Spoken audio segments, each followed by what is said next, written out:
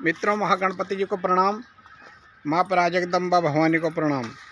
आइए हर रोज की भांति आज भी थोड़ी चर्चा कर लेते हैं, थोड़ा सत्संग कर लेते हैं। आज का सत्संग का विषय रहेगा माया। माया का समुद्र, माया क्या है, ब्रह्म क्या है। ये द्वंद्व है, दो हैं, माया और ब्रह्म। ब्रह्म रस रूप में है और माया बल रूप में है। ये इस सृष्टि का मूल द्वंद्व भी है। जहाँ रस की प्रधानता रहती है वहाँ जीव मुक्ति साक्षी हो जाता है। जहाँ माया बल प्रधान होता है वहाँ सृष्टि आगे बढ़ती है। प्रत्येक शरीर में माया की इस भूमिका का अभाव दिखाई देता है।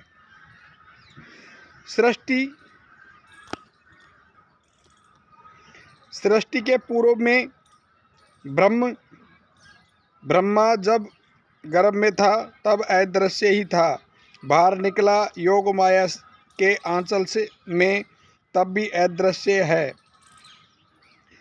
पहले समुद्र से बाहर निकला ब्रह्म रूप में, अव्यय पुरुष बनकर ब्रह्मा केंद्र में था और योग माया परिधि थी। यही पहली आकृति बनी, यही परिधि ही ब्रह्मा का निवास कहलाया।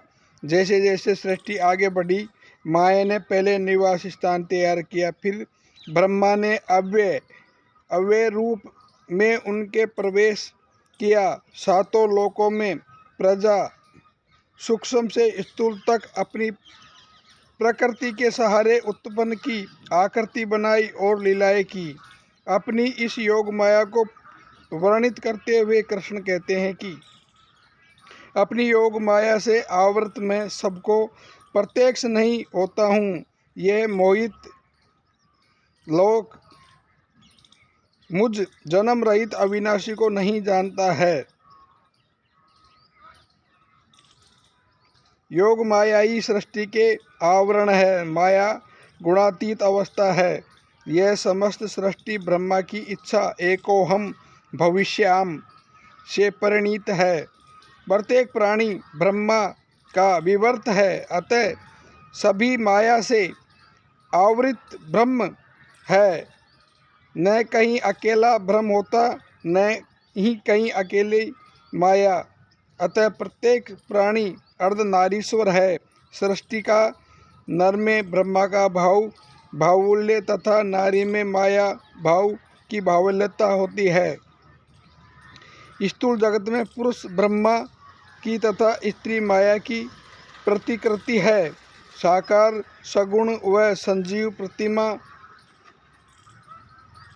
है। स्त्री ही पुरुष की दृष्टि का आवरण बनती है। माया भी वही, योग माया भी वही है। पूर्णतः हेतु नर और नारी ने अपने अर्धवांश को भी शोषित करना आवश्यक है। अतः भारतीय परंपरा में है। वर्तमान भौतिकवाद परिवेश में पुरुष का स्फुरण भाग अन्य शोषित नहीं होता। स्त्री और प्रकृति रूप में जीवन को चलाता है। अतः स्त्री का सूक्ष्म अंश भी पुरुष के लिए तो अवतरित ही रहता है। जिस समय पुरुष अपने शरीर के सूक्ष्म भाग पर अधिकार कर लेगा, स्त्री की सूक्ष्मता का एक अंश तो तुरंत स्पष्ट हो जाएगा। पुरुष भी भीतर आधा, स्त्री वहीं माया के सारे रूप कार्य करते हैं। स्त्री शरीर में इनका स्वरूप प्रधानता लिए रहता है। माया दोनों शरीर में गुढ़तम रहती है। ब्रह्मांश में आवरण रूप में माया अहंकार का नाम है। ब्रह्मा सदा इस अंधकार, यह एक बड़ी रहस्यपूर्ण बात है। बीज पुरुष में रहता है, माया के आवरण में ले जाना उसे दूसरे शरीर में होता है। स्त्री स्वयं माया है, कामना माया है। मन सृष्टि में केवल एक ही होता है। अवयव पुरुष का मन